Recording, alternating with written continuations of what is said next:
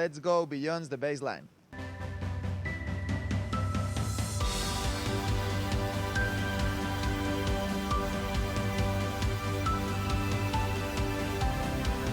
It's Friday, September 4th, day 5 of the 2015 U.S. Open.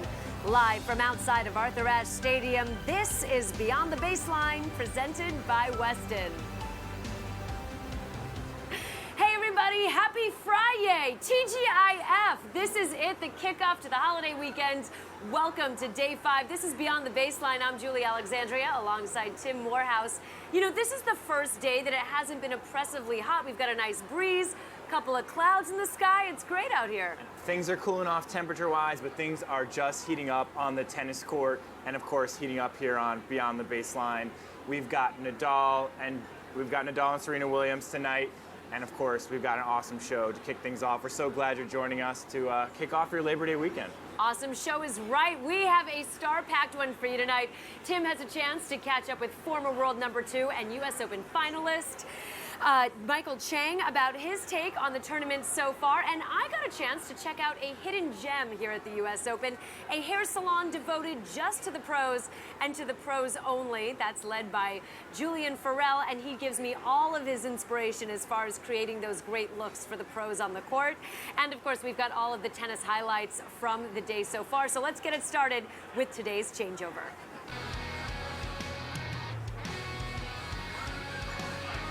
Two-time U.S. Open winner Venus Williams defeated Belinda Bencic in straight sets 6-3, 6-4. Victory fist pump. She is on to the round of 16. Over at court 17, Benoit Paire continued to show dominance as he ousted 26 seed Tommy Robredo 7-6, 6-1, 6-1. He is definitely one to keep your eyes on. Defending champ Marin Cilic needed all 5 sets to put away Mikhail Kukushkin. That score? 6-7, 7-6, 6-3, 6-7, 6-1. And a late final, Djokovic defeats the Italian Seppi in 3 sets. Gave him a tough match, but he is on into the 16. Fist pump again for Djokovic to the crowd.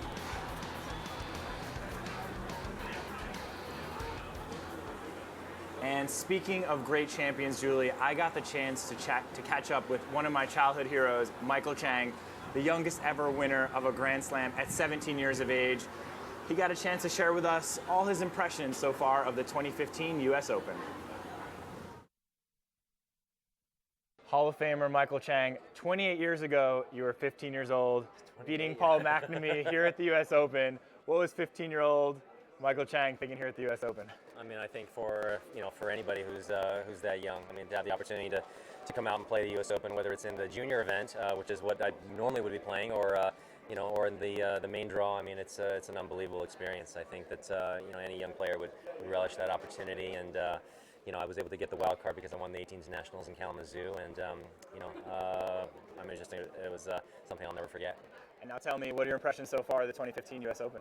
I mean, it's been a little different. Obviously, we've had quite a few injuries and some retirements early, and obviously some upsets happening, and it's kind of hasn't really gone to plan like it normally would. So we had a couple tough matches yesterday. Andy Murray coming back from 2 sets to love down. So obviously anything can happen in Grand Slam tournaments, and you try to come out and prepare and play the best you possibly can. So I got to ask about the U.S. men. One of my favorite childhood memories, sorry, I don't mean to date you or me, was your run here at the U.S. Open to the finals in '96.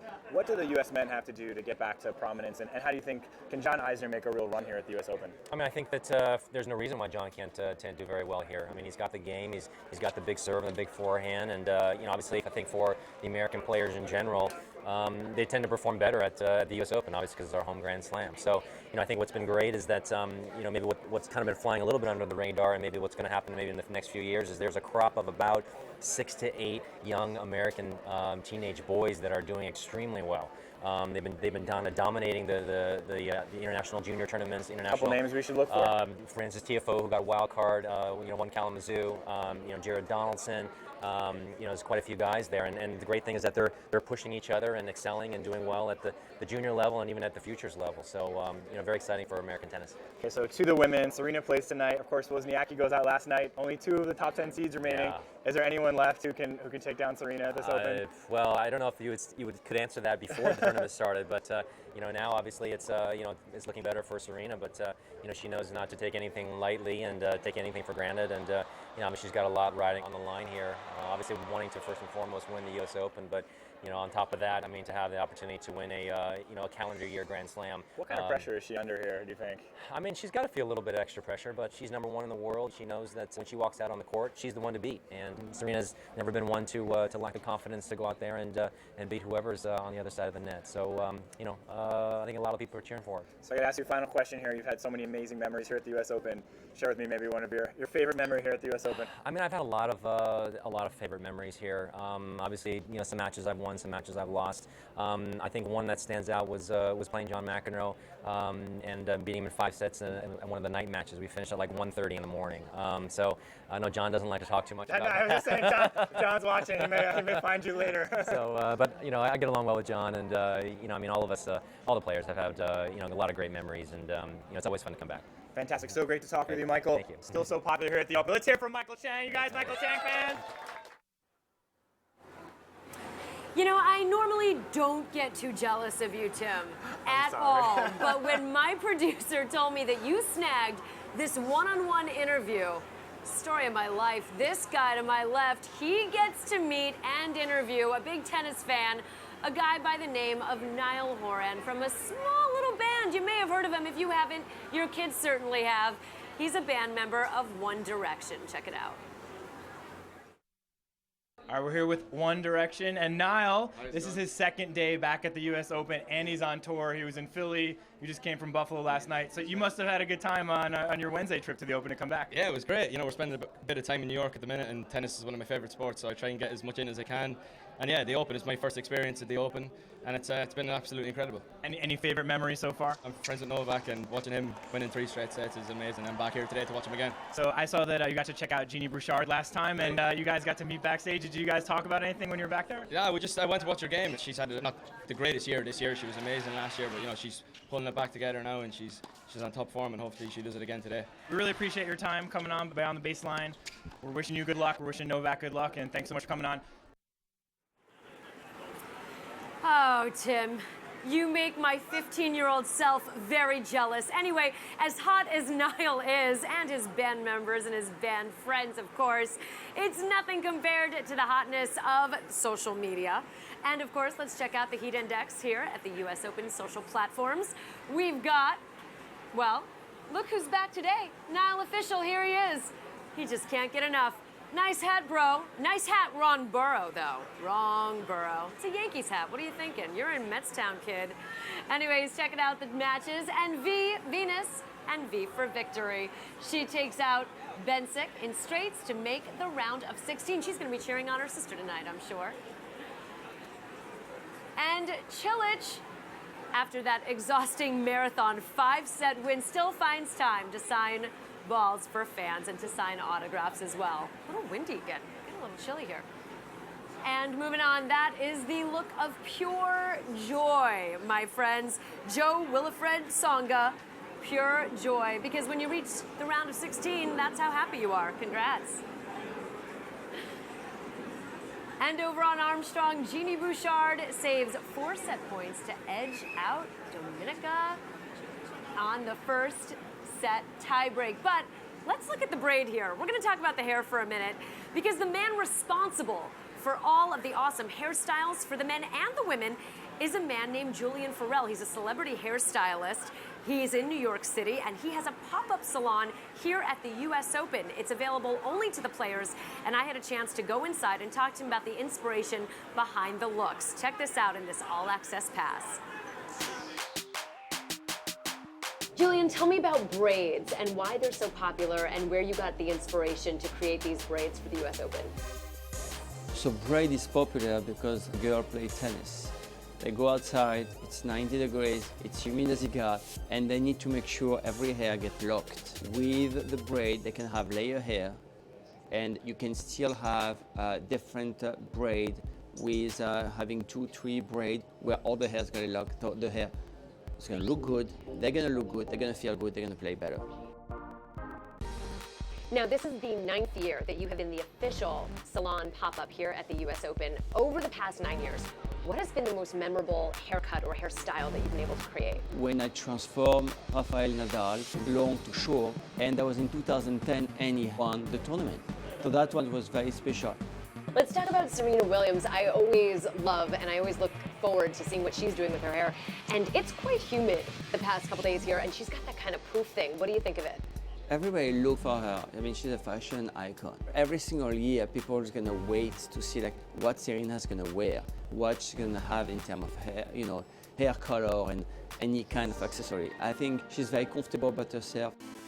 So Julian, if I was a player and I came and sat in your chair, like I am right now, what would you do with this? But the thing is, you were born perfect.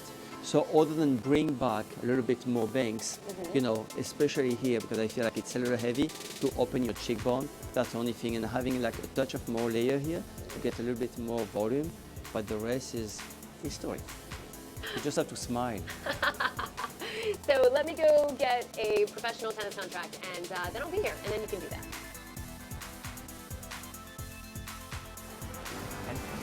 And two megastars look to shine under the lights of Ash tonight. Serena Williams taking on Bethany Maddox-Sands. Maddox-Sands, we'll see if she can slow down the Serena Williams train to the finals here. And in our second match, Rafael Nadal will face Fabio Fognini. Fognini has defeated Nadal twice on clay, so not an easy match. And of course, this is all about Serena. Serena is our one to watch tonight.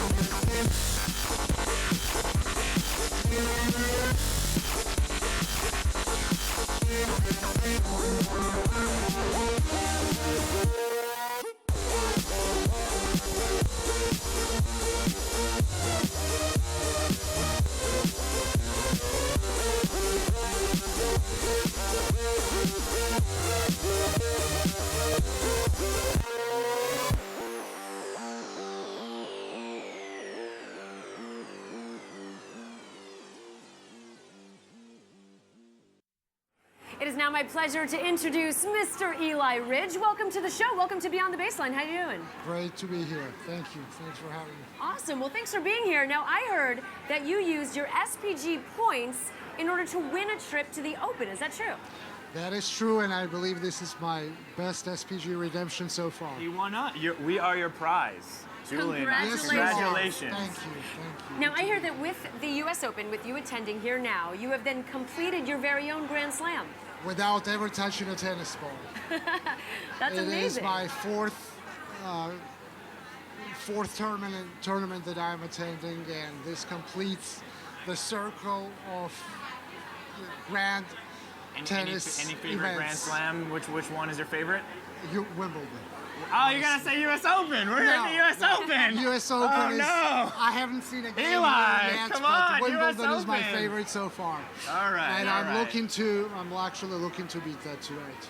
Fantastic. Now, you must be a huge tennis fan. So when did you first get into tennis?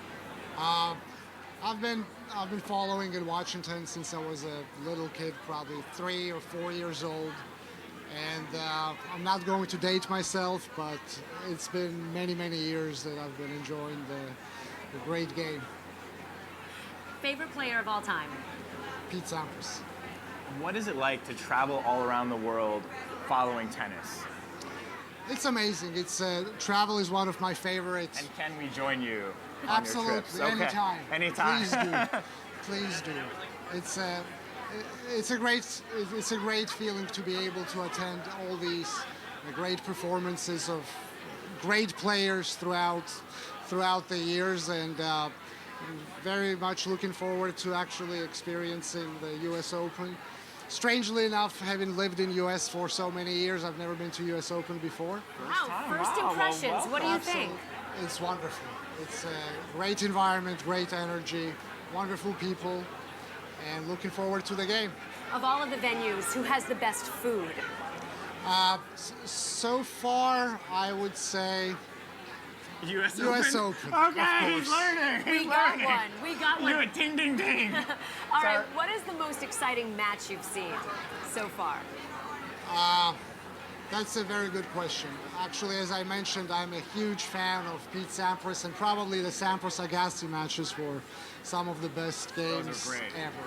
Those are fantastic And matches. yeah, definitely looking forward to seeing some great ones here. Huge Federer fan. Unfortunately, the game is tomorrow, and there was one yesterday, but I'm sure that we'll get to enjoy some. So do you think Serena is going to go all the way? You've been following the whole thing through. Is she going to do it? I don't think there's anyone that can beat her.